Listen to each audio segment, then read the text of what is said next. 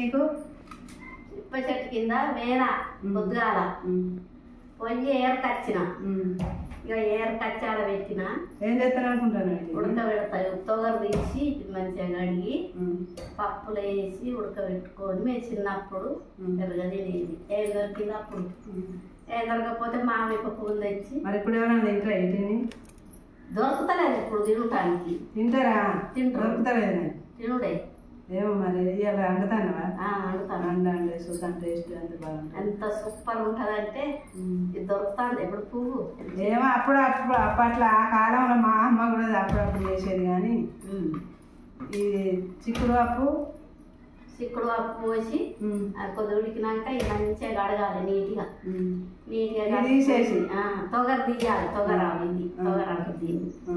అంత తీసి లోపలి అని తీసి మంచిగా కడుక్కొని పప్పులు వేసి పప్పు కొంచెం ముందర ఉడకబెట్టడా కొంచెం ఉడకబెట్టి ఇక వేసి మళ్ళీ ఉడకబెట్టాలి వీటిని పప్పును ఉడకబెట్టుకొని తింటే అప్పుడు కమ్మగా ఉంటుంది.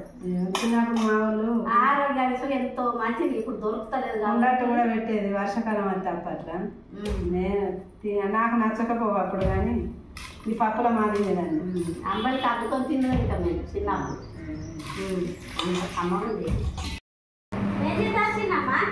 ఇప్పుడు ఉడకబెట్టినాము చిక్కుడుగా పోసి ఇప్పుడు ఉడకబెట్టినాము ఇప్పుడు తిన్నామనుకుంటున్నాను. టేస్ట్ సూపర్ ఉంటుంది.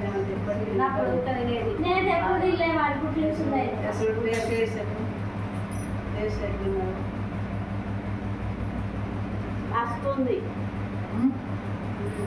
సూపర్ అండి.